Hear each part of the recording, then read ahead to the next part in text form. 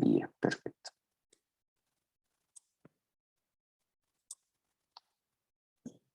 Bueno, mis apreciados estudiantes, les doy una cordial bienvenida a nuestra tutoría del día de hoy. Vamos a trabajar los temas muy específicos, están relacionados con el material introductorio que tenemos en plataforma. Esta sesión está siendo grabada, por supuesto, para nuestros compañeros, los que por diversas circunstancias no se han podido conectar o no han podido ingresar, puedan tener acceso a la plataforma también, que tengan acceso a estos materiales. Vamos a estarnos conectando cada 8 días en este mismo horario. Y la dinámica que vamos a tener es, vamos a hacer la participación, tenemos el chat.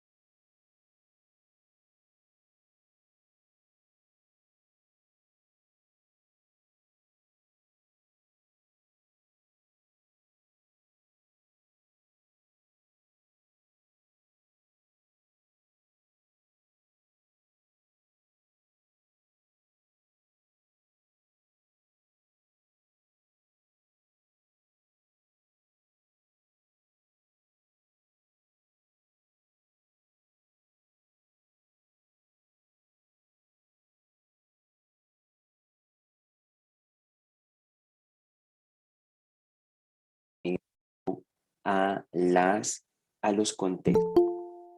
¿Qué pasa entonces cuando hablamos nosotros del contexto? Permítanme, aquí le doy ingreso a Jonathan.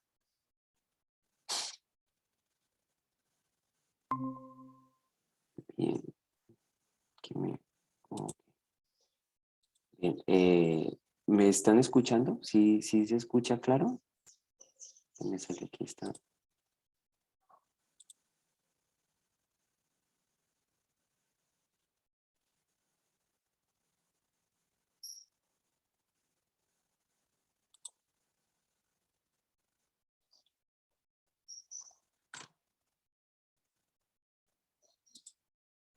Hello, chicos, ¿me están escuchando?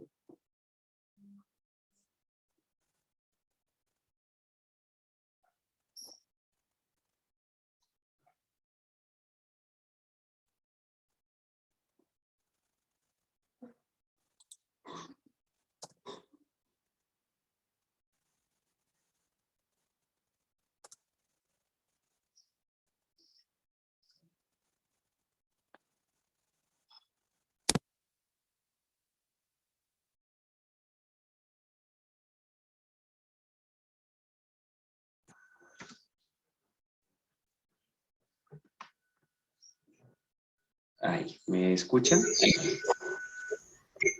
Ahora sí, profe. Sí, muchísimas gracias. O sea que estaba hablando y el micrófono se me había desconfigurado. Qué pena con ustedes. Bien. No se preocupe. Les doy una bienvenida a los compañeros que acaban de ingresar. Vamos entonces a retomar lo que veníamos hablando hace un momento. Acerca de que dentro de nuestro curso tenemos un vocabulario específico, un vocabulario que se rige a unas unidades gramaticales.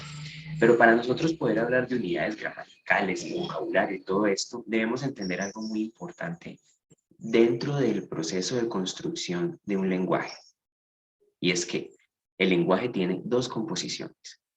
El primero de ellos es la parte gramatical, ¿sí? Lo que nosotros vemos en el colegio, en los institutos, en la universidad, que nos explican que el verbo to be, que el pasado simple, que el presente. Este aspecto gramatical que es propio de todos los lenguajes. Esto no solamente hace parte de inglés. porque nosotros también tenemos tiempos gramaticales en español, existen en chino, existen en alemán, ¿sí? Pero dentro del inglés se le hace mucho énfasis a la construcción en estos tiempos gramaticales. Y eso está perfecto. Pero además de esto, nosotros no podemos olvidar algo muy importante y es el contexto cultural. Cuando hablamos de contexto cultural, hablamos acerca de esas regiones, lugares, ciudades, donde, permítanme, le voy a dar aquí ingreso a Olga, donde se hablan estos idiomas o estos lenguajes. Cada uno de ellos tiene una cultura diferente. Nosotros tenemos referencia de Estados Unidos y Canadá cuando hablamos de inglés o de Inglaterra, pero también se habla inglés en otros países como Sudáfrica, como Belice, algunas islas del Caribe como Trinidad y Tobago. Tenemos países de Asia incluso como Filipinas, donde esta es una de sus lenguas, el inglés. Por lo tanto, es muy importante que nosotros podamos comprender cuál es ese contexto cultural propio de la lengua que estamos aprendiendo. ¿Y esto por qué es importante? Porque ese contexto cultural determina el tipo de vocabulario que se va a usar. Bien, entonces, a esto que estamos nosotros haciendo dentro de nuestro curso, vamos también a comenzar a estudiar la cultura de los países de habla inglesa, para que tengamos un poquito más de conocimiento frente a esto y asimismo podamos entender muchos aspectos importantes de lo que es la construcción idiomática. Bien. Cuando hablamos de food and restaurants o comida y restaurantes, hablamos acerca de esas palabras o frases que se pueden usar dentro de un contexto de restaurantes, de comida. Y en el contexto americano, que es el que vamos a tomar hoy como ejemplo para no expandirnos demasiado, en el contexto americano hay unas frases y unas palabras específicas que nosotros utilizamos para pedir algo en un restaurante. ¿Alguien iba a participar? Hace escuchar un micrófono habilitado por ahí. ¿No? ¿Sí? Bueno. Cualquier cosa me levantan la manito o me escriben aquí el chat que yo lo estoy viendo, sino que como les estoy compartiendo pantalla completa, me toca salirme del documento. Bien. Les explicaba que dentro de ese contexto entonces tenemos unas palabras, unas frases específicas utilizadas dentro del contexto de los restaurantes o de las comidas. El inglés, y esta es una de las primeras claves que vamos a empezar a ver, les voy a comenzar a soltar esas clavecitas para que puedan aprender mucho mejor. El inglés es un idioma de formalidades, o sea, es muy formal, es sumamente formal. Cuando hablamos de que es un idioma formal, nos estamos refiriendo a todas aquellas expresiones elegantes que en español ya son muy poco usadas, ¿sí? Quiere decir entonces que dentro de la construcción de las frases en inglés debemos recurrir a ciertas palabras de tipo formal que no necesariamente usamos en nuestra lengua nativa, que no necesariamente utilizamos en español. Ejemplo de esto, cuando nosotros vamos aquí a una tienda a comprarnos una libra de arroz o una libra de azúcar, nosotros lo expresamos de manera mucho más directa. Y es, por ejemplo, puedes decir, buenas, vengo por una libra de azúcar, o es tan amable, me da una libra de azúcar, o una libra de azúcar, por favor. Sí, hay muchas maneras. Pero en inglés es todo un proceso, debido justamente a ese aspecto formal.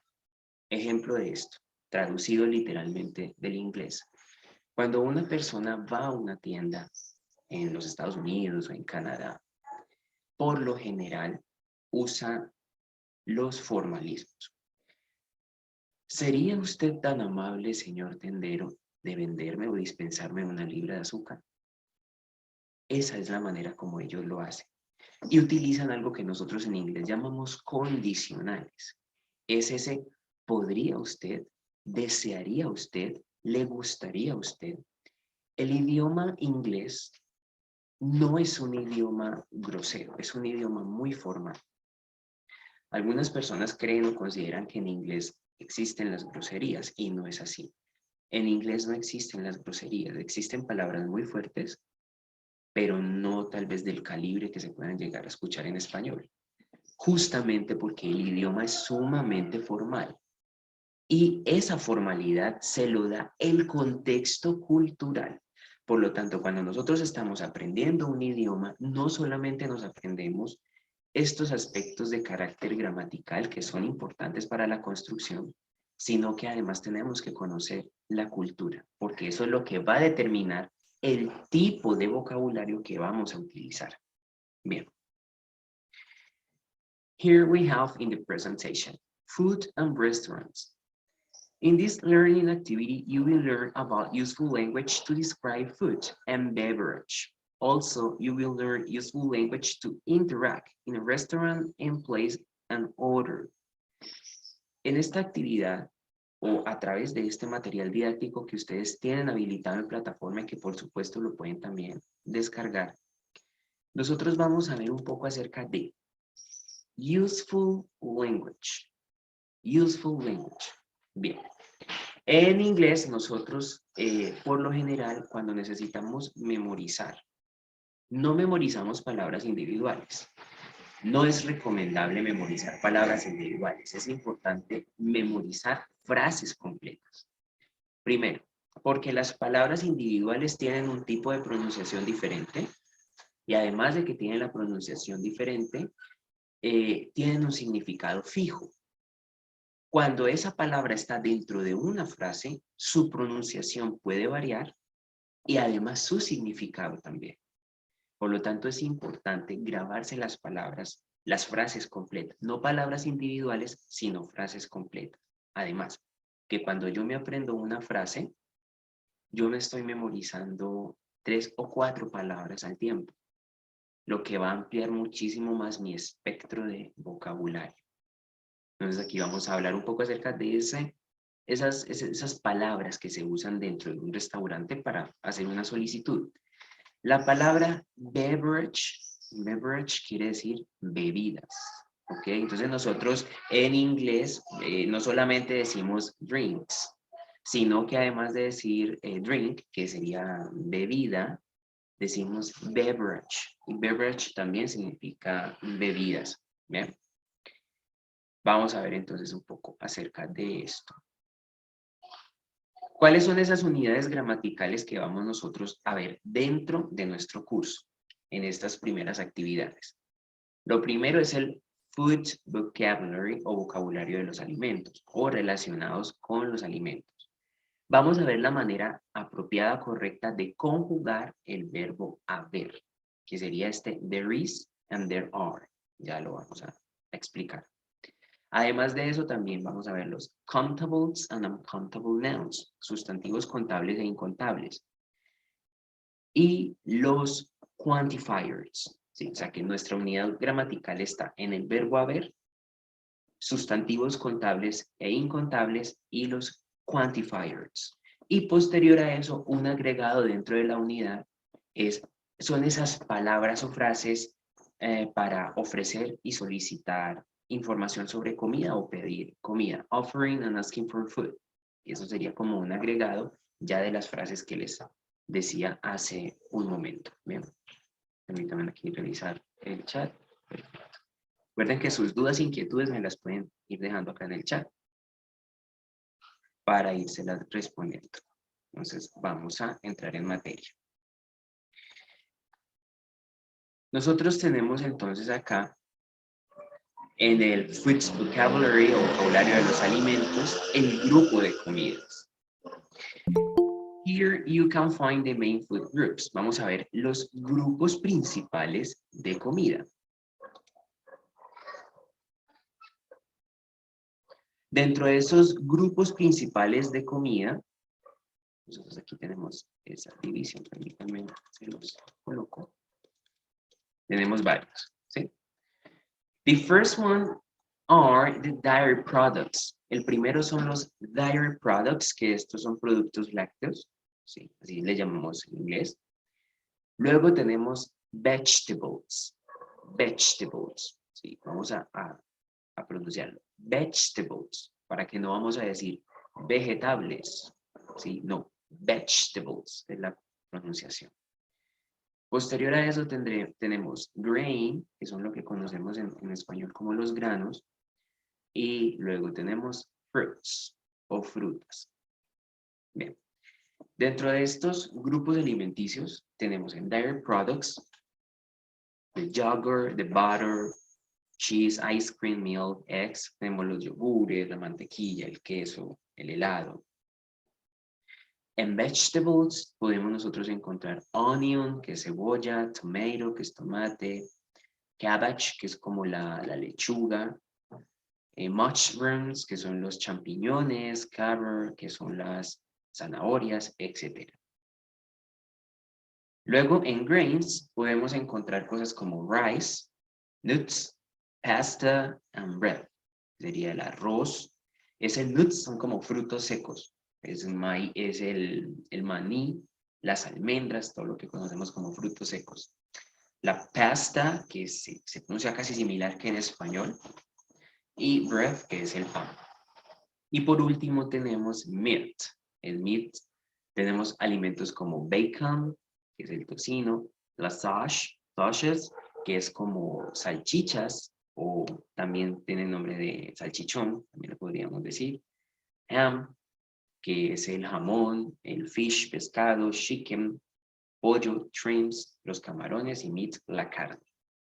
Nosotros en plataforma tenemos una actividad habilitada, que es un foro, algunos ya participaron, ya está calificado para los que participaron también, acerca de la descripción de la dieta, cuál es su plato favorito y qué dieta tiene, ¿sí? Nosotros tomábamos ese nombre de los alimentos de este grupo alimenticio para poder hacer toda la participación. Quienes no lo han hecho, recordemos que todo este material que yo les estoy mostrando en este momento está en la plataforma, es totalmente descargable, por lo tanto ustedes lo pueden tener en su computador y les va a hacer de mucha ayuda a la hora de realizar la actividad. Aquí nosotros tenemos en este momento the beverage. Esas son las bebidas. Bien. Todo este vocabulario es importante memorizarlo. Y aquí es donde entra lo dispendioso. No hay fórmulas mágicas para tener fluidez en inglés a menos de que conozcamos el vocabulario. Sí, el inglés, como todo idioma, tiene un aspecto memorístico, lo que quiere decir que sí o sí yo tengo que memorizar las palabras para poder expresar lo que quiero decir. Si yo, por ejemplo, quiero decir mi casa es grande y blanca, yo tengo que saber cómo se dice casa, cómo se dice grande y cómo se dice blanca para poder estructurar una oración. Así que todo este apartado que nosotros vemos de vocabulario es para memorizar. Tenemos que memorizarlo. En beverage tenemos nosotros water, que es el agua, juice, que es el jugo, tea, el té, coffee, el café, milkshake, las malteadas, cappuccino, sería el cappuccino, muy similar al español, cocktails, los cócteles, soda, una soda o gaseosa, en inglés se dice soda, beer, que es como una cerveza, y wine, que vendría a ser el vino. Perfecto, esto hace parte del vocabulario. Hay algo que aquí se llama containers. Aquí vemos que dice study some vocabulary related to beverage and containers. Containers son todos aquellos alimentos que vienen dentro de una lata. En este caso, por ejemplo, la soda vendría a ser un container. ¿Por qué? Porque el producto viene dentro de una lata. Además de la soda, tenemos estos otros productos que también son categorizados como containers. El jar, el bag, box, glass, cup, que sería el tipo de empaque, ¿sí?, en el que podemos nosotros poner un alimento o un objeto. ¿Okay? Los más comunes podrían ser para nosotros las bags, las bolsas, glass, que sería el vidrio, cup, que vendría siendo una taza, bottle, que vendría siendo las botellas, Un carton, que sería el cartón de huevos o el panal, ¿sí? Etcétera. Perfecto. El verbo haber. Vamos a entonces a ver cómo es la conjugación. De qué manera yo estructuro una oración con este verbo. Bien. There is, there are, que viene siendo su equivalente al español como haber. There is, there are is a grammatical structure used to express that someone or something exists. Esta estructura gramatical se utiliza para expresar la existencia de alguien o algo. Bien. Entonces tenemos que tener ese concepto claro. Para nosotros poder construir conocimiento, nosotros sabemos que el conocimiento es una construcción. Para nosotros construir ese conocimiento necesitamos conocer aspectos básicos y tener conceptos básicos de las diferentes cosas. Ejemplo, cuando nosotros ahorita hablábamos de sustantivos, eso es una palabra muy técnica. Entonces, cuando yo, por ejemplo, le digo a un estudiante, defina 5 sustantivos, dígame 5 sustantivos, pero resulta que yo no sé qué significa la palabra sustantivo. Por lo tanto, va a ser mucho más complejo para mí definir el objeto que me están solicitando. Cuando yo tengo un concepto básico sobre eso que me están pidiendo, crear el conocimiento me es mucho más fácil. Ejemplo, ¿qué es un sustantivo? A esa palabra técnica nosotros vamos a definirla. Un sustantivo no es más que un animal, una persona, un lugar o una cosa. Ya, esa es toda la definición.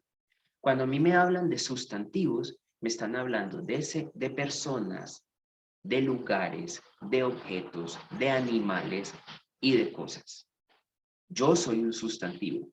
Mi celular es un sustantivo. Mi computador es un sustantivo. Mi casa es un sustantivo. Mis estudiantes son sustantivos. Todos son sustantivos. ¿Sí? Pueden ser objetos animados o inanimados. Pero cuando yo ya tengo entonces claro esa definición, al solicitarme que diga el nombre de 5 sustantivos, ya va a ser mucho más fácil hacerlo. ¿Bien? There is, there are. Aquí hay un concepto. Es una estructura que se utiliza, estructura gramatical, que se utiliza para expresar la existencia de algo o alguien. Con eso en mente, yo ya puedo hacer la construcción de la oración. ¿Por qué? Porque sé que si estoy utilizando there is o there are, es porque voy a describir la existencia de algo, porque voy a expresar la existencia de alguien. ¿Bien? Tenemos 2 maneras de utilizar, 2 formas de crear. Here we have this structure. Tenemos aquí el verbo, there. ¿Sí? Pero tenemos 2 divisiones, is and are. Resulta que there is lo utilizo en singular, o sea, para una sola cosa, un solo objeto o una sola persona. There are lo uso para plural, o sea, más de uno. Yo tengo aquí una oración afirmativa para there is y una oración afirmativa para there are. There is an apple on the table. There is an apple on the table. Hay una manzana en la mesa. Aquí yo estoy expresando la existencia de algo. Estoy diciendo que hay una manzana sobre la mesa. There is. Una sola.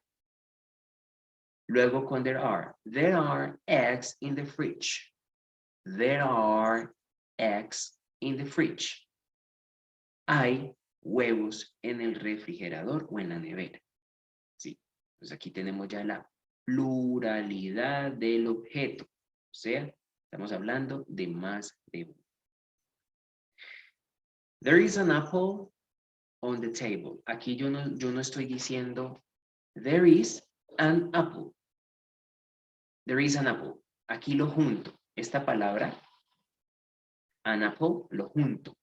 ¿Por qué? Porque resulta que and está terminando en consonante y Apple está iniciando en vocal. Por lo tanto, aplicamos the linking words, ¿sí? Que es que juntamos toda la palabra. Bien, there are eggs in the fridge. Fridge es una palabra genérica para decir nevera, de manera como se dice. Por lo general, ¿cómo dicen ellos? Ellos dicen refrigerator, refrigerador, refrigerator, refrigerador.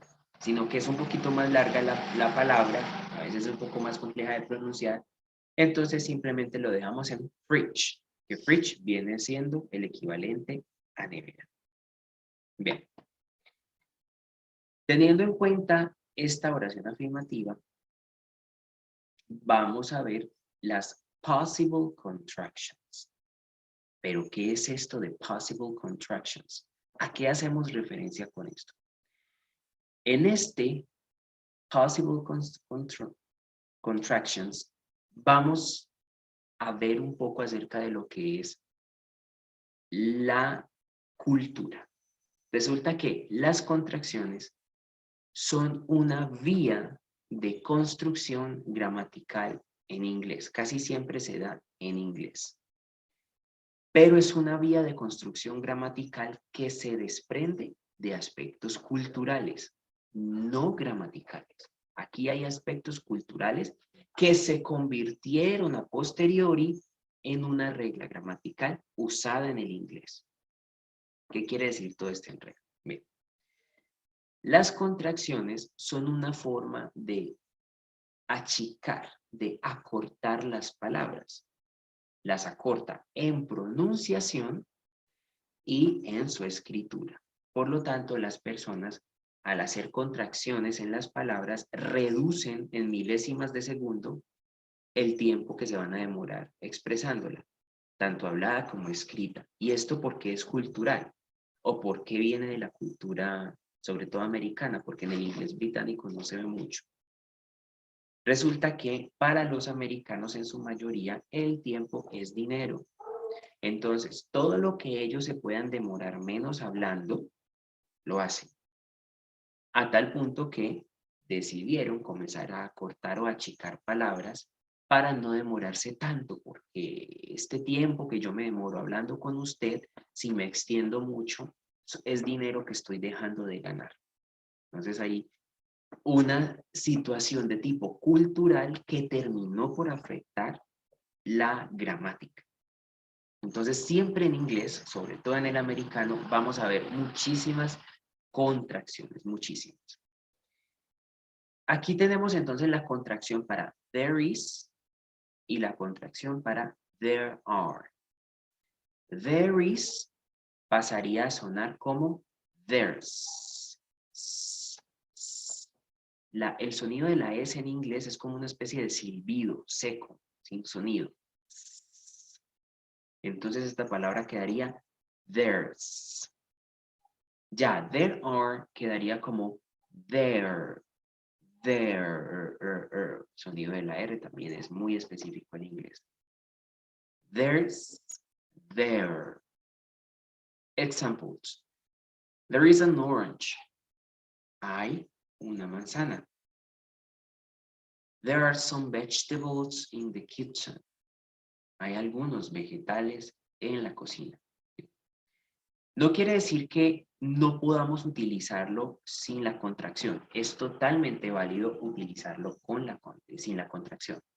Pero si estamos hablando en inglés americano, vamos a notar mucho el tema de la contracción. Y esto altera, por supuesto, la pronunciación. Bueno, permítanme revisar aquí. ¿Cómo vamos hasta ahí? Si estamos entendiendo, voy muy rápido, estamos más perdidos que embolatados. ¿Cómo va todo hasta ahí? ¿Me pueden escribir acá en el chat o decirme?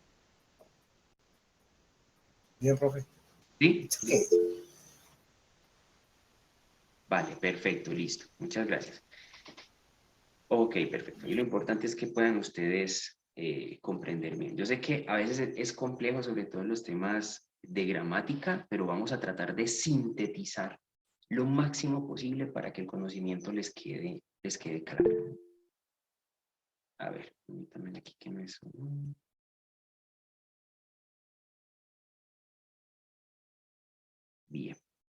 Perfecto. Ok, continuamos. Algo que comparte todas las composiciones idiomáticas son 3 reglas. En todos los idiomas nosotros hacemos preguntas y en todos los idiomas nosotros podemos dar 2 tipos de respuesta. Podemos dar respuestas afirmativas y respuestas negativas. Por supuesto que inglés no es la excepción de esto, ¿sí?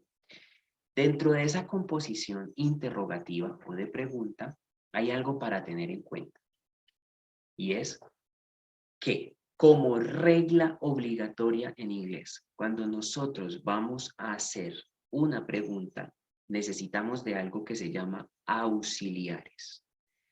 ¿Y qué es esto de auxiliares? Bueno, como su nombre lo indica, un auxiliar es aquella palabra que auxilia, valga la redundancia, ayuda una frase para que se escuche o se lea completa.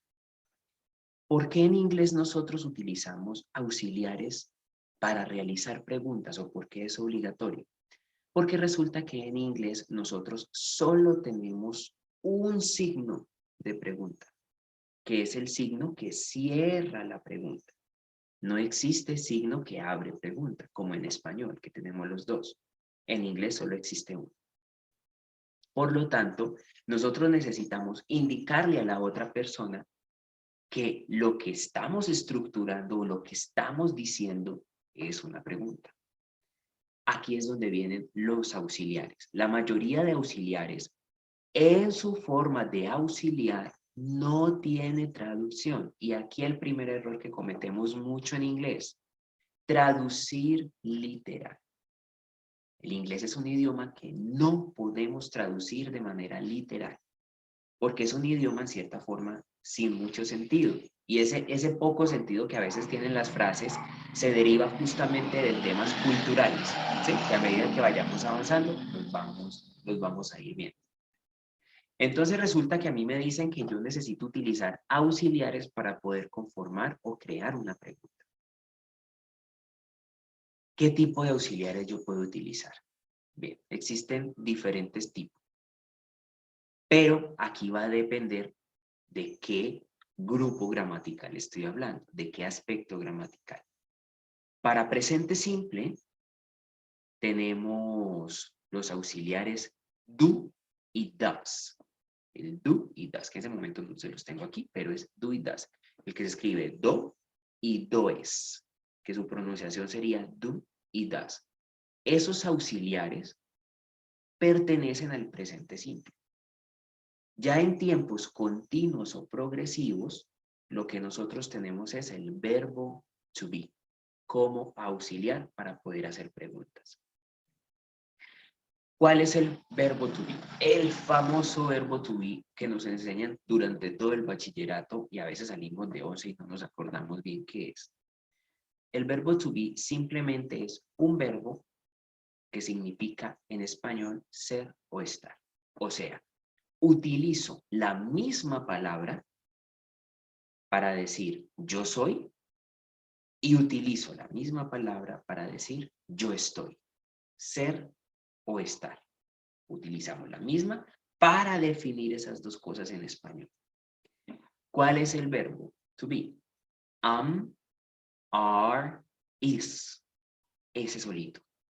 No podemos nosotros decir I am, you are, he is, she is. No, no, no, no, no.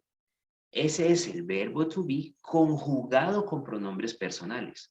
Pero el verbo to be solito es am, are, is. O como nosotros lo abreviamos para podernos acordar mejor, se los voy a poner aquí en el chat. Amaréis. ¿Sí? Cuando ustedes necesiten acordarse del verbo to be, entonces ustedes lo que hacen es acordarse de amaréis. Ese es el verbo to be. Ya lo otro es conjugación, cuando utilizamos los pronombres personales. Entonces, me piden que utilice auxiliares para poder formular preguntas. Dentro de estos auxiliares tenemos aquí el verbo to be. Tenemos is, y tenemos el are, que están de primeritos porque aquí están fungiendo como auxiliares. Y necesito indicar que efectivamente lo que estoy haciendo es una pregunta. Su forma interrogativa queda entonces así. Is there any milk? Is there any milk? Are there carrots? Are there carrots? ¿Hay algo de leche? ¿Hay zanahorias? ¿Sí? En este tema de realizar una pregunta, y por supuesto no me estoy refiriendo solamente al vocabulario de alimentos, que es el que estamos trabajando en la unidad, hay algo muy importante que nosotros tenemos que aprender, y ese es otro de los tips que les voy a dar. En inglés se manejan 3 tonos de voz. ¿Sí? 3 tonos de voz.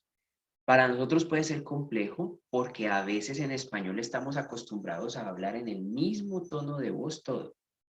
Y podemos tener una conversación en el mismo tono de voz. Sin embargo, en inglés, el inglés es como cantado. Tiene armonías.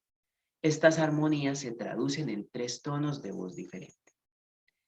Estos tonos de voz que yo utilizo para poder hablar en inglés tienen también una connotación de tipo cultural. Aquí vemos la importancia de la cultura en el aprendizaje. Resulta que cuando yo estoy teniendo una conversación y dentro de las frases yo termino esa frase un tono abajo, le estoy diciendo a la persona con la que estoy hablando que no me interesa lo que está hablando ni está diciendo. Eso es algo cultural, no gramatical. Mientras que si termino la frase, la palabra o la pregunta un tono arriba, le estoy diciendo a la persona que sí me interesa lo que me va a decir. Que si, por ejemplo, mi pregunta es un tono arriba, la respuesta que la persona me va a dar a mí me interesa. Entonces, nosotros cuando hacemos los ejercicios en fonética, debemos aprender a trabajar con los tonos de voz. Vamos a ver un ejemplo de esto. Yo podría decir, is there any milk? Is there any milk? Is there any milk? Lo digo en el mismo tono.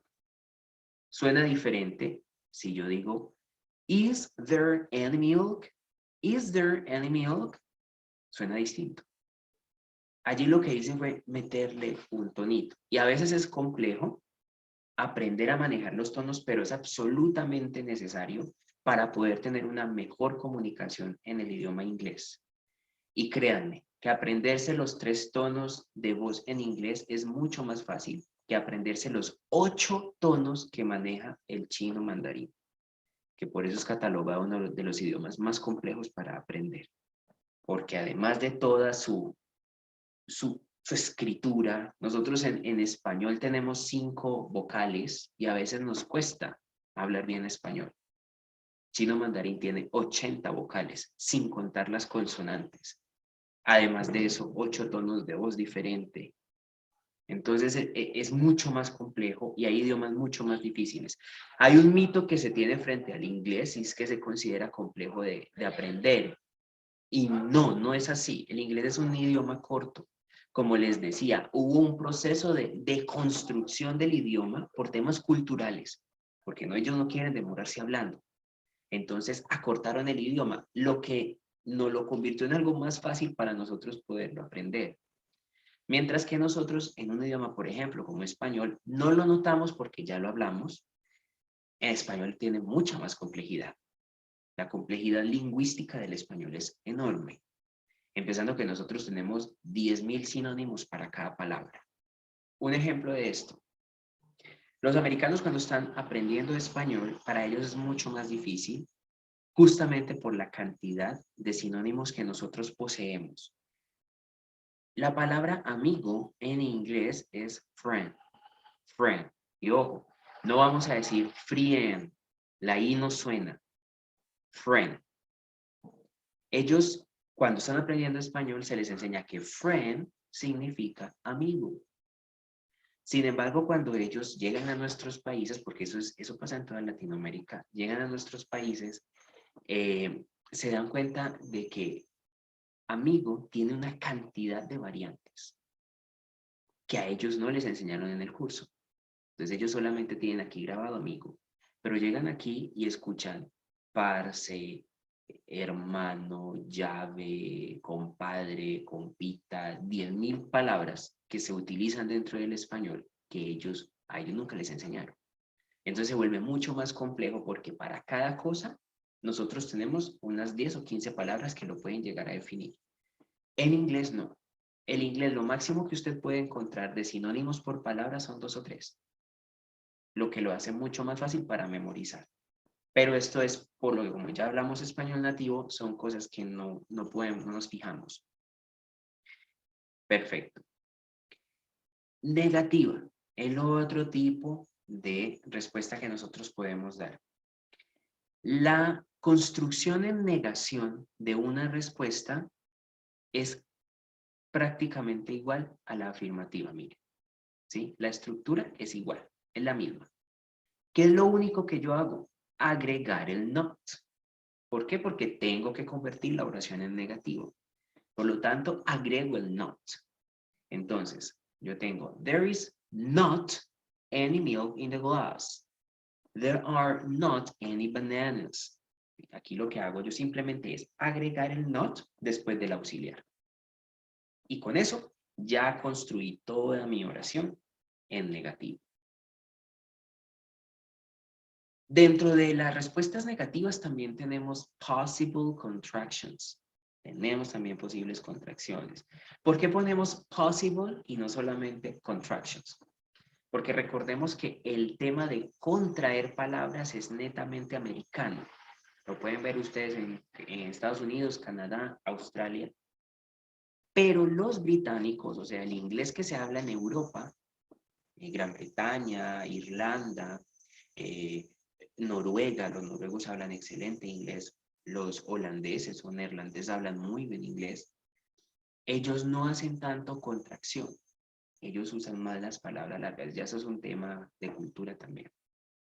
Y les decimos possible contractions porque está en usted si quiere o no hacer la contracción.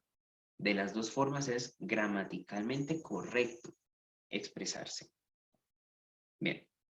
Si yo voy a hacer la construcción con una contraction, quedaría de esta manera.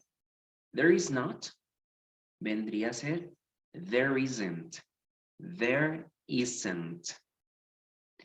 Y there are not, quedaría there aren't. There aren't. Ok. Sí vendría entonces a quedar. Ejemplos. There isn't any butter. There isn't any butter. No hay nada de mantequilla. There aren't any drinks in the fridge. No hay bebidas en el refrigerador. Bien. Aquí, con drinks, vamos a hacer una pequeña claridad. Permítanme, yo reviso aquí un momentito, a ver si alguien... No, todo bien. Drinks. En inglés, la traducción de drinks es beber. Nosotros por lo general en español decimos tomar, pero tomar es otro tipo de verbo, ¿sí? Tomar es lo que nosotros, en inglés, tomar es agarrar algo, ¿sí? No es tomar de tomar, no, es agarrar. Ya si nosotros vamos a hablar acerca de una bebida, ¿sí? Entonces no decimos tomar café, sino que se dice beber café o beber agua. Porque en inglés sí hay unos verbos muy específicos para poder describir esta acción. Y lo digo más que todo porque a veces en algunos trabajos he visto que ponen tomar en vez de beber en inglés y ahí puede quedar mal. Bien. Vamos a ver entonces algunos ejemplos. There are some tomatoes. Podemos ver, we can see into the refrigerator and there is, yeah, there are ones. Ahí nosotros alcanzamos a ver unos tomates. ¿Sí? There are some tomatoes. Dentro del refrigerador o nevera. There is a bottle of wine. También tenemos una botella de vino en la nevera. There is an apple. tenemos también una manzana. Entonces aquí ya hablamos de lo que sí hay. Ahora tenemos el ejemplo de lo que no hay. There aren't any bananas. No hay ningún banano en la nevera. There isn't any water. No hay agua. Y tenemos estas preguntas. Is there any meat in the fridge? ¿Hay o existe o podemos nosotros ver carne en la nevera? No, ahí en la imagen no se ve. Are there any eggs in the fridge? ¿Hay algunos huevos o hay huevos en la nevera? Sí, los huevos sí los podemos ver ahí. Bien. Entonces, esta es la manera correcta que tenemos nosotros para hablar en afirmativo, para hablar en negativo, en este caso tiene su respectiva contracción, y para desarrollar la pregunta. O sea, sabemos que a una pregunta le podemos dar tanto una respuesta afirmativa como una respuesta negativa. Bien. Vamos entonces al siguiente, que es los countable and uncountable nouns. Sustantivos contables e incontables. Ya habíamos visto al principio de la clase lo que significa un sustantivo. Personas, animales, lugares, cosas, etc. Eso es un sustantivo. Bien, pues aquí tenemos esta pequeña imagen, pero vamos a continuar aquí. Cuando hablamos nosotros de sustantivos contables e incontables, ¿a qué estamos haciendo referencia? ¿Por qué tenemos esta división en inglés? Bien, cuando hablamos de sustantivos contables, son todas aquellas cosas, personas u objetos que se puede contar, o sea, a lo que le podemos determinar una cantidad. Ejemplo, yo tengo aquí una canasta de manzanas, hay 5 manzanas y yo puedo contar las 5 manzanas para poder saber qué hay ahí. Mientras que existen también en inglés unos sustantivos incontables. ¿Qué quiere decir incontables? Pues que no podemos contarlos. Sin embargo, sí vamos a hacer una claridad sobre los sustantivos incontables. Dentro de los sustantivos incontables tenemos efectivamente cosas que no podemos determinar su cantidad específica. Ejemplo, la arena del mar, las estrellas en el universo, ¿sí? Cuántas gotas de agua hay en todos los océanos del mundo. Esas son cosas que se nos dificultaría muchísimo saber, es difícil. Y tenemos otras que, si bien podríamos determinar su cantidad, están dentro de lo incontable. Y están dentro de lo incontable por el tema cultural. Ejemplo, yo puedo saber cuántos granos de arroz hay en una bolsa de 1 libra. Yo puedo tomar granito por granito y lo puedo contar y definir, hay 2.500, 5.000 granos, yo lo puedo hacer. Sin embargo, como es algo dispendioso que tomaría tiempo, ellos prefieren que el arroz, el azúcar y este tipo de cosas ingresen dentro de lo incontable, porque sería muy dispendioso ponernos a contar los granos de arroz. ¿Sí? Entonces entra dentro de lo incontable junto con las otras cosas que sí son difíciles de determinar por su densidad, por su cantidad. Bien. Entonces, los contables are those that can be counted. They have a singular and a plural form. Los contables pueden ser tanto singulares, puede ser una sola cosita, como puede ser más de una, o sea, plural. Pero puedo determinar su cantidad. Ejemplo, there are 3 oranges. Hay 3 naranjas. There is 1 burger. Hay una hamburguesa. There are 6 watermelons.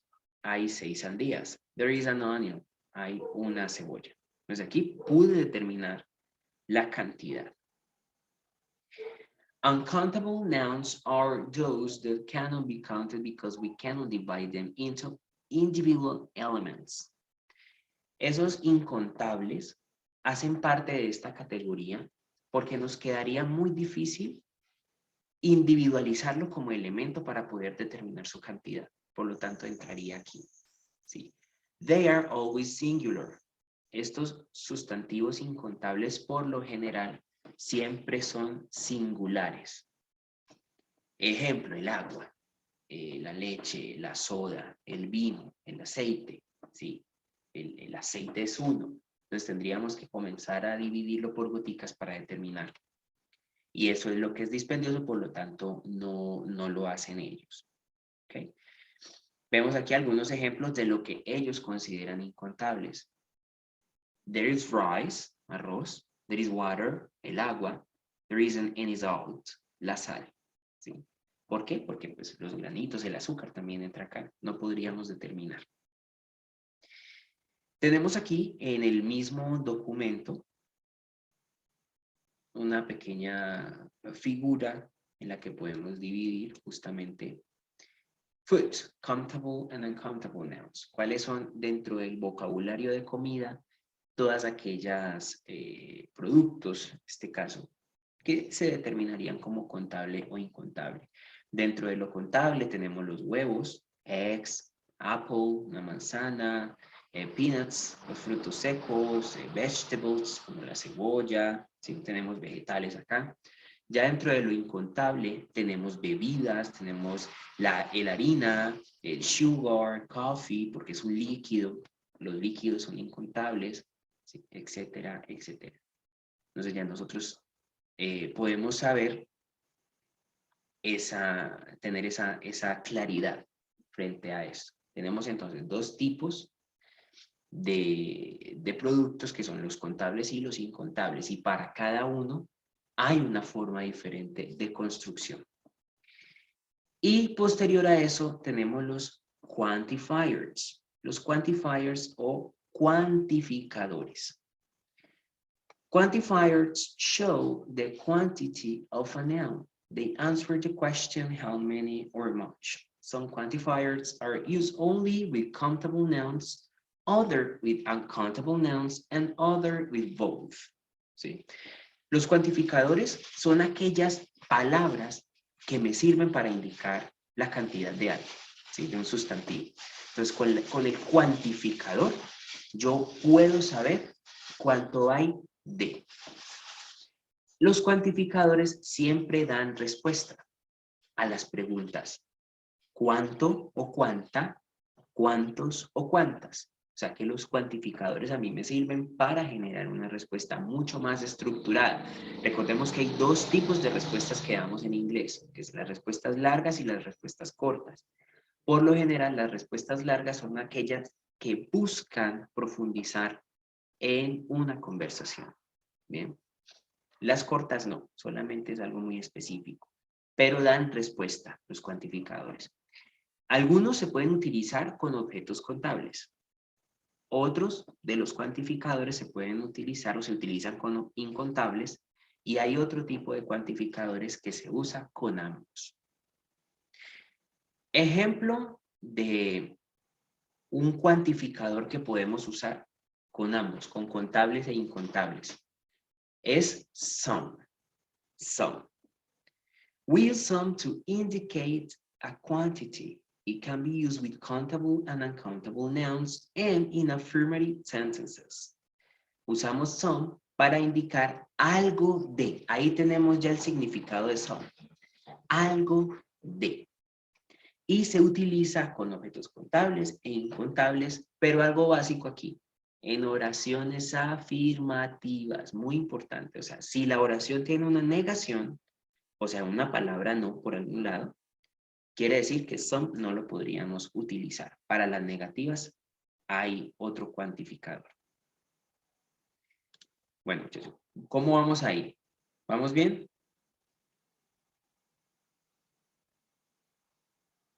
Los leo.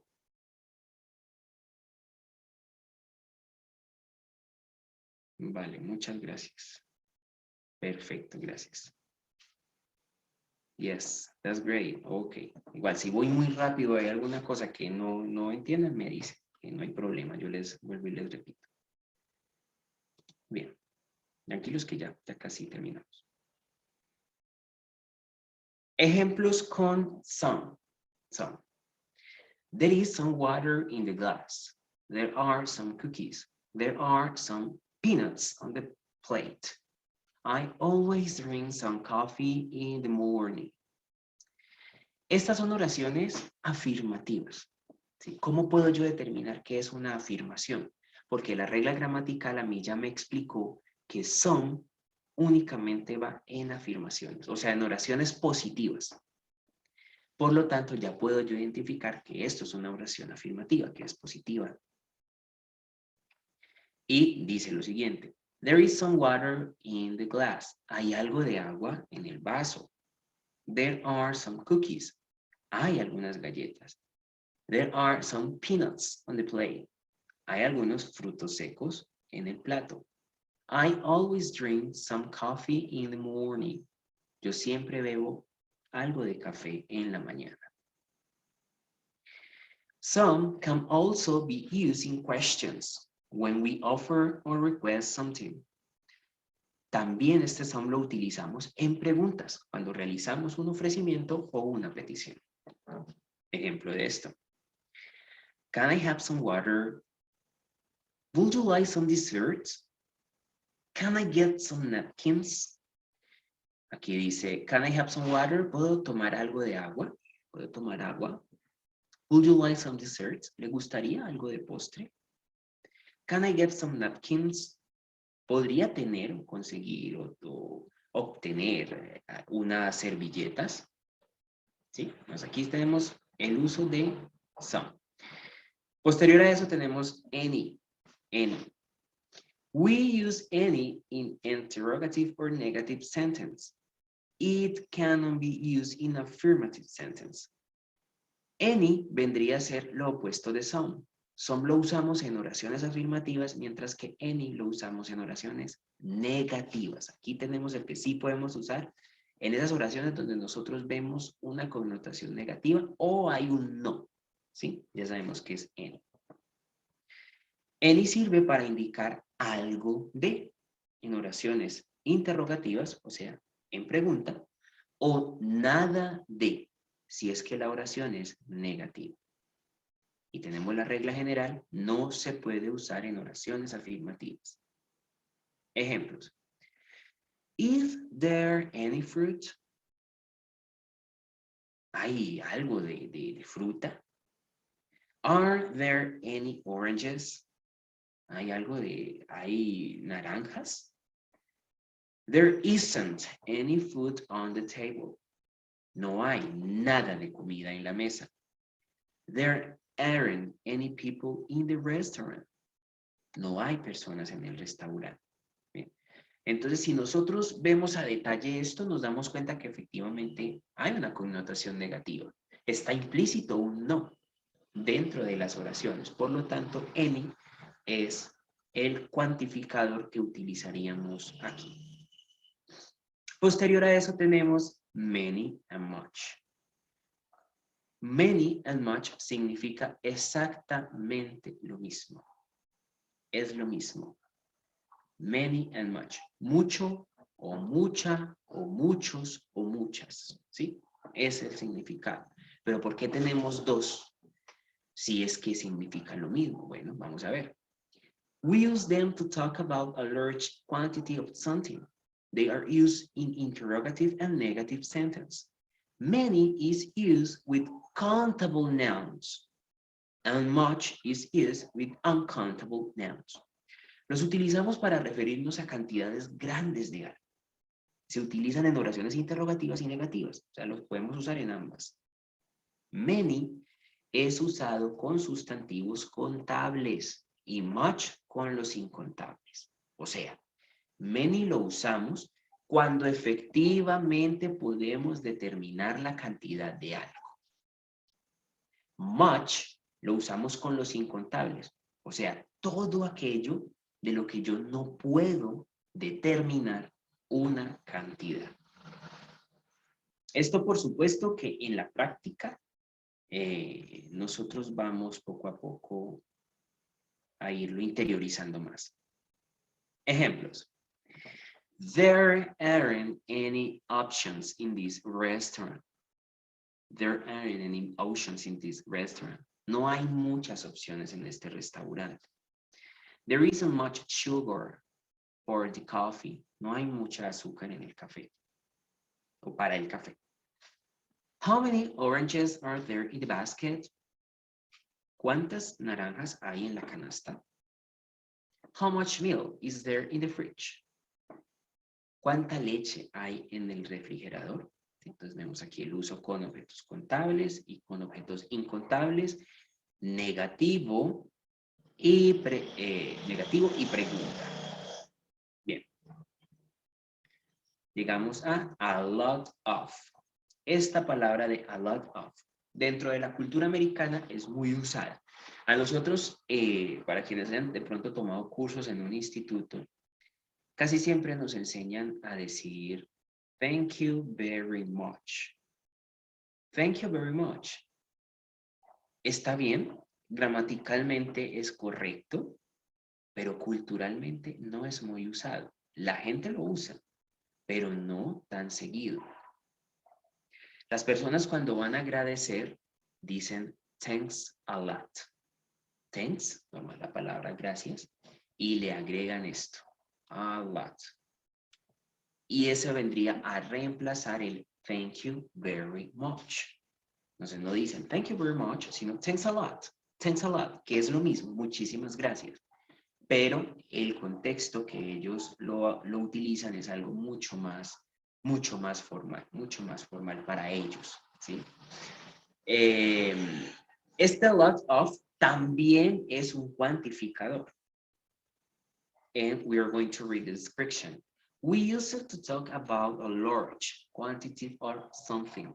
They are used only in affirmative sentences, and we can use it with both countable and uncountable nouns. Los utilizamos para referirnos a cantidades grandes de algo. Por eso cuando damos las gracias decimos thanks a lot. Una cantidad grande, muchas gracias. Thanks a lot. Y se utiliza en oraciones afirmativas solamente. Se puede utilizar con cosas tanto contables como incontables. Vamos a ver algunos ejemplos de esto. The soda has a lot of ice. La soda o la gaseosa tiene mucho hielo. There is a lot of food for breakfast. Hay mucha comida para el desayuno. There are lots of hamburgers on the table. Hay muchas hamburguesas sobre la mesa, ¿sí? Entonces aquí lo que nosotros estamos viendo es que son oraciones afirmativas, como nos lo dice la regla gramatical, y además está sirviendo este cuantificador para mostrar la cantidad de algo. Bien. Bueno, vamos entonces. ¿Dudas, inquietudes? ¿Cómo vamos hasta ahí? ¿Sí les ha quedado claro el tema? ¿Tenemos alguna duda, inquietud, sugerencia, reclamo? Y es muy importante que nos quede claro las definiciones y los conceptos, debido que, como a medida que vamos avanzando en los cursos, los temas gramaticales se vuelven un poco más complejos. Entonces, si nos queda una duda, una inquietud sobre un tema básico, no que sea un problema, sino que nos tocaría devolvernos a explicarlo para luego proseguir. ¿Bien? Pero bueno, si no tenemos dudas ni inquietudes, todo está bien. Perfecto. Vamos entonces aquí. Y para resumir el uso de los cuantificadores, tenemos nosotros esta pequeña tabla que nos resume absolutamente todo lo que les acabé de explicar, ¿sí? Aquí nosotros en esta tabla vamos a poder determinar el tipo de los cuantificadores, el significado, con qué tipo de objeto se utiliza, si es con contable o incontable, y en qué tipo de oración, si es afirmativa, negativa o interrogativa. Bien, entonces, para resumir. The quantifier many. Many significa muchos, muchas. Lo usamos con sustantivos contables en oraciones negativas e interrogativas, ¿sí? Que sería esta primera columna, esta primera casilla. Luego tenemos the quantifier much. Much significa mucho o mucha. Much lo usamos con incontables, objetos incontables, sustantivos incontables, negativo e interrogativo. ¿Sí? Luego tenemos some. Some significa algunos, algunas. Lo usamos con contables, incontables, en afirmaciones y en preguntas.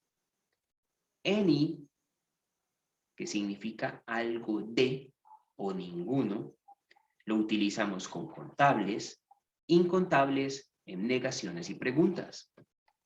A lot of, que es muchos, lo usamos con contables, incontables y en afirmación.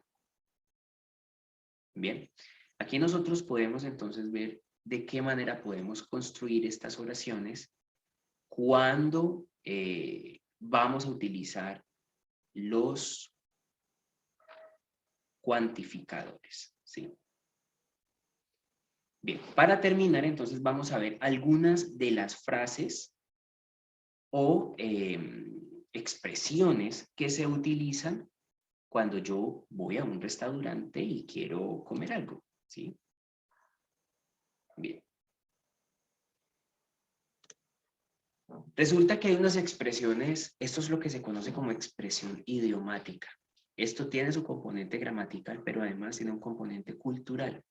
Cuando usted lo atienden en un restaurante, usted va a un restaurante en Estados Unidos, a usted lo atienden de una manera muy formal. Como les explicaba, el inglés es sumamente formal. Empezando que nunca le van a entregar solamente el menú para que usted vea qué quiere comer. El mesero hace toda una presentación previa antes de entregarle el menú. Y le puede decir algo como, "Good evening, sir. Good evening, madam. My name is Manuel López. I will be your server tonight." Ellos empiezan siempre así. "Buenas noches, señor. Buenas noches, madam. Mi nombre es Manuel López y hoy voy a servirle." Ellos siempre utilizan eso. Es demasiado formal el inglés. Después de que ellos hacen una introduccción, ahí es cuando le entregan el menú para que usted pueda leerlo y determinar qué quiere comer. Hay dos tipos de restaurantes. Están los restaurantes de comida rápida, que es donde venden las hamburguesas. McDonald's, Burger King, todos esos restaurantes de comida rápida. Allí no hay esto, porque la mayoría son autoservicio. Usted va y pide prácticamente y se atiende solo. Pero están los otros restaurantes de comida italiana, de comida vietnamita, de comida hindú, donde hay meseros, es donde se utiliza este tipo de expresiones. Tenemos dos tipos: customer expressions, las expresiones del cliente. Customer quiere decir cliente. Aquí estarían las expresiones del cliente, y ahora aquí en la parte de abajo vamos a ver waiter expressions, que serían las expresiones dichas por el mesero. Como cliente, ¿yo qué podría decir? Si yo quiero decir en inglés, "Estamos listos para ordenar", después de que por supuesto yo ya vi mi menú, "estamos listos para ordenar", diríamos algo como "We are ready to order." We are ready to order. Order. Ahí en order, como lo ven ahí escrito, se pronunciaría order. La D no sonaría. ¿Sí? We are ready to order. Estamos listos para ordenar. Si yo quiero decir como "me gustaría", diría I would like. I would like. Ese es "me gustaría". Voy a ordenar. Se dice I will have. I will have. Voy a ordenar. Tenemos esta pregunta: ¿puedo tener algo de ensalada, por favor? Resulta que a diferencia de acá, que casi siempre uno compra un almuerzo o una cena y trae ensalada, allá no te venden la ensalada, sino que eso hay que pagarlo por de aparte. Entonces, las personas que quieren ensalada dicen esto: "Can I have some salad, please?" ¿Puedo tener algo de ensalada o me pueden vender ensalada? Disculpe, se dice excuse me. Excuse me. ¿Qué me recomienda? Sería what do you recommend? What do you recommend? ¿Qué me recomienda? ¿Me puede traer la cuenta, por favor? Sería can I have the bill, please? Can I have the bill, please? Bill es recibo. ¿sí? Lo utilizamos también para el recibo de la energía, del agua, del gas, así. Pero es cuenta también. ¿Me puede traer un plato adicional? Sería algo como, can I have an extra plate? Can I have an extra plate? ¿Puedo traer un plato adicional?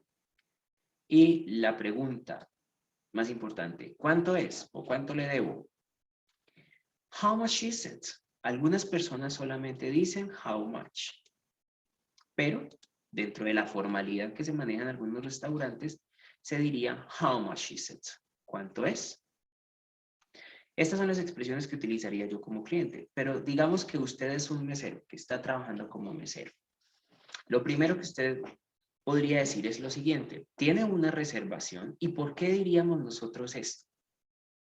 Porque a diferencia de acá, allá por lo general en los restaurantes se tiene que hacer una reservación previa para poder ir a comer. No es como aquí que voy a cualquier restaurante y me siento, no, hay que hacer una reservación previa. Por lo tanto, el mesero siempre le va a preguntar, ¿Do you have a reservation? ¿Tiene una reservación? ¿Están listos para ordenar? Are you ready to order? Are you ready to order? ¿Qué le gustaría para comenzar? What would you like to start with? What would you like to start with? ¿Algo para beber? Anything to drink? Anything to drink? ¿Algo para beber? Disfrute su comida. Enjoy your meal. Disfrute su comida. ¿Desea algo más? Anything else for you? Anything else for you? ¿Desea pagar con tarjeta de crédito o en efectivo? Will you pay by credit card or cash? Cash es efectivo. ¿Sí? Entonces, estas no son todas las expresiones que se utilizarían, pero sí son las expresiones más conocidas. ¿Bien? Perfecto. Bueno. Ahora sí voy a leer aquí qué me dice la compañera Erika.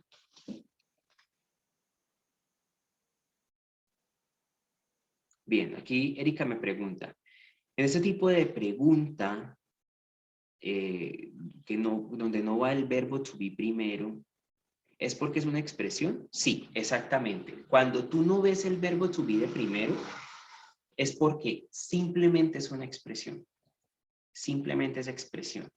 Recordemos que cuando el verbo to be aparece de primero, es porque está como auxiliar. Por lo tanto, es pregunta. ¿Sí? Ahí es cuando yo determino que es pregunta. Si no está de auxiliar, entonces es una expresión. Aquí nosotros tenemos unas preguntas donde efectivamente no está el verbo to be de primero. ¿Sí? Como podemos ver, we are, aquí tenemos can I have, aquí tenemos what do you, ¿sí? Esas son otro tipo de preguntas. ¿Por qué no tenemos el verbo to be aquí de primero? Por el tiempo gramatical en el que estamos hablando. El verbo to be aparece de primerito en la pregunta cuando estamos hablando en tiempos continuos o progresivos. Sin embargo, en una pregunta como esta, what do you recommend? Este es un tiempo simple. ¿Qué es un tiempo simple? El tiempo simple en inglés es aquel tiempo gramatical que me habla de acciones cotidianas. ¿Sí? Cosas cotidianas, cosas del diario vivir, que pueden que no estén pasando en el momento. Ya el tiempo continuo progresivo es ese tiempo que me habla de acciones que están ocurriendo en el momento, pero de acciones, ¿sí? Que se están realizando. ¿Por qué yo uso, por ejemplo, what aquí? Porque yo quiero una respuesta específica y resulta que para respuestas específicas en inglés tenemos algo que se llama HW question o las preguntas con HW. Cuando quiero es una respuesta larga, ¿sí? Por eso es que aquí en la pregunta nosotros utilizamos esto. What do you recommend? ¿Qué me recomienda? Cuando yo estoy solicitando que me recomienden algo, yo no espero que me digan solo una cosa, sino efectivamente todo lo que me pueda recomendar. Entonces, como es tan largo lo que pueden recomendar, yo utilizo what do you recommend. Utilizo las WH question. En este caso donde nosotros tenemos el can, recordemos que can es el verbo poder. Y si usted ve la pregunta, dice, can I have some salad, please? ¿Puedo tener algo de ensalada, por favor?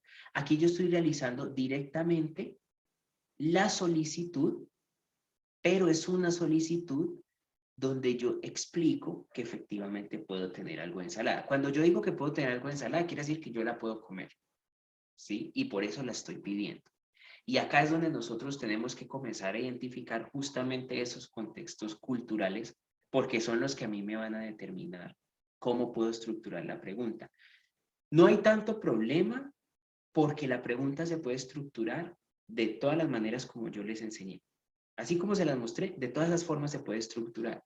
Lo que pasa es que ya lo que usted tiene que determinar es cuál es el tipo de respuesta que quiere recibir.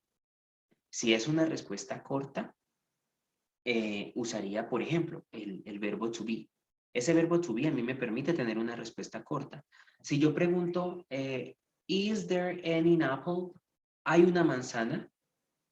Yo no necesito dar una respuesta gigante para decir que no hay manzanas. Simplemente digo, no, no hay. Entonces, como es una respuesta corta, puedo utilizar el verbo to be. Sin embargo, en este tipo de preguntas que tenemos nosotros acá, las respuestas deben ser largas. Por lo tanto, la formulación de la pregunta es diferente, porque la respuesta que yo estoy esperando es distinta. Bien, perfecto. ¿Dudas? ¿Inquietudes? ¿Algún otro compañero tiene preguntas sobre el tema?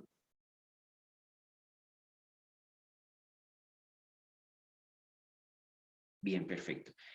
Recordemos que la grabación de la clase les va a quedar a ustedes en el muro de anuncios. Announcements wall. Ahí ustedes pueden acceder a la clase. Las veces que necesiten la pueden revisar. Bien, vamos a estar entonces pendiente de las actividades. Ya nosotros culminamos esta primera unidad la próxima semana. Hay algunos estudiantes que me han pedido habilitar las actividades porque ya están muy adelantados. Sin embargo, aún no me han dado respuesta, por eso no les he podido responder, porque eso requiere de una autorización previa, porque ya hay un calendario estipulado, pero a medida que me lo vayan permitiendo, así mismo se las iré habilitando. ¿Bien? Bueno, muchachos, es todo por hoy. Muchísimas gracias a todos ustedes por haber asistido a la clase. Un gusto conocerlos y nos vemos entonces dentro de 8 días. Muchas gracias, Olga. Feliz noche. Gracias, Erika. A ti también, que descanse. Thank you, teacher. Good night. Thank you, Jonathan. The same for you.